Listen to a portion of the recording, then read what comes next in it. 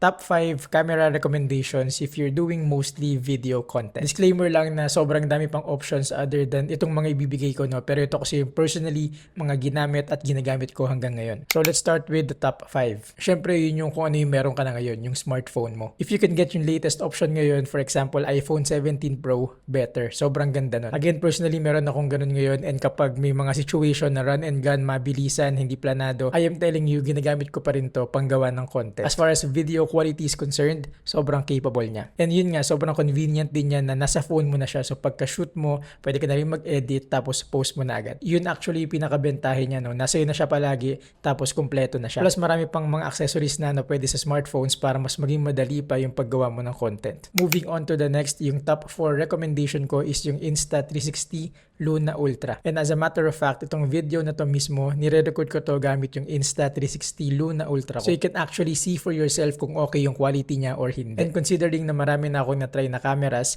hindi ko pa rin pwede tanggalin to. Ganun siya ka-capable. Again, as far as video content making is concerned, in my opinion, pwede mong ilaban yung quality nito sa mga ibang mirrorless cameras. May it be for run and gun or plug and play situations, okay na okay to. Not to mention na kung gusto mong mag-color grade or any other higher quality videos, capable and dependable pa rin itong camera na to. And speaking of color grading, right now, I'm shooting in iLog. Para sa mga hindi nakakalam, no, yun yung flat profile niya para mas madali siyang kulayan in post-production, which is very ideal kung balak mo nga gumawa ng mga higher quality videos. Kasi that way, mas malalaro mo yung kulay ng output. Tulad ngayon, no, it's close to impossible na makuha mo yung gantong kulay kapag straight out of the camera. Kasi kung kilala nyo ako, sobrang hilig ko magkulay. That is because meron naman kasi ako talagang desired colors for my videos. So kung ganun ka din, perfect para sa'yo yung iLog na to. Isa pa about this camera is meron siyang 2 lenses. Kaya hindi ka naka-fixed sa isang focal length lang, which is okay kung gusto mo ng wider or tighter shots. And lastly, kung kukunin mo yung creator bundle niya, meron din siyang kasamang microphone na directly and seamlessly connected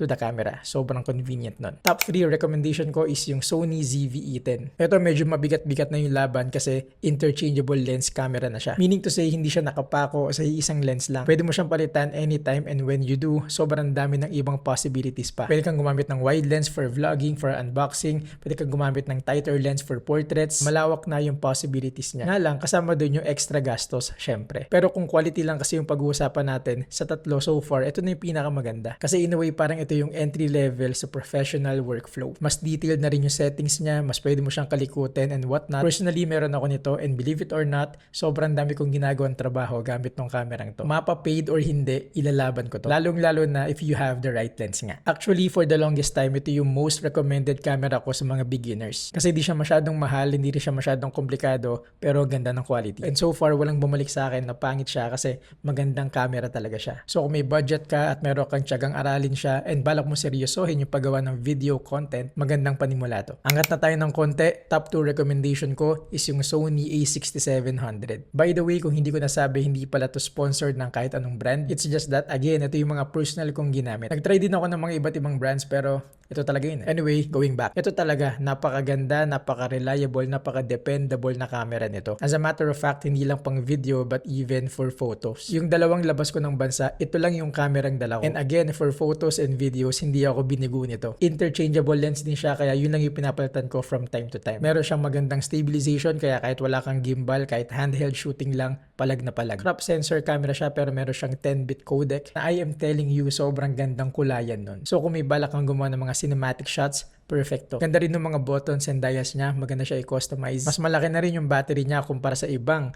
crop sensor cameras. And the list goes on. Medyo may kamahalan na lang tong kamerang to, no? Pero sulit kung sulit talaga. And sa totoo lang, it came to a point na mas ginagamit ko to kaysa sa mga full frame cameras ko. Ganun ko siya nagustuhan. Sa presyo niya, masabi mo siyang hindi na entry level, no? Pero totoo naman yun. Kumbaga, confident ako na gagamitin mo na to even for the next 5 years. Ganun ka-packed yung features niya. Again, hindi lang pang video but even for photo. And lastly, yung top 1 recommendation ko is yung Sony FX30. In a way, parang similar to sa a6700. Yun nga lang, mas maganda yun pang photo. Pero kasi iba talaga yung FX lineup. Ginawa talaga siya mainly for videography. Kumbaga, hindi lang sensor yung pinag-uusapan natin dito. Pero kasama na rin yung mga buttons, dials, configuration, form factor, and even yung mga mounting options options niya. And right now, stuck ako dito sa kamerang to. Ito yung talagang ginagamit ko lately as my main workhorse. Interchangeable lens camera din siya, maganda yung stabilization, malaki yung battery, merong 10-bit 422 at marami pang iba. Siya yung pinakamahal sa listahan natin, no, for a lot of different reasons naman. Kung beginner or hobbyist or alam mo yun, naglalaro-laro pa lang, hindi ko ito marirecommend sa totoo lang. Dahil sa presyo and dahil nga medyo complex na rin siya. Pero kung balak mo siyang seryosohin, balak mo siyang pagkakitaan, kumbaga,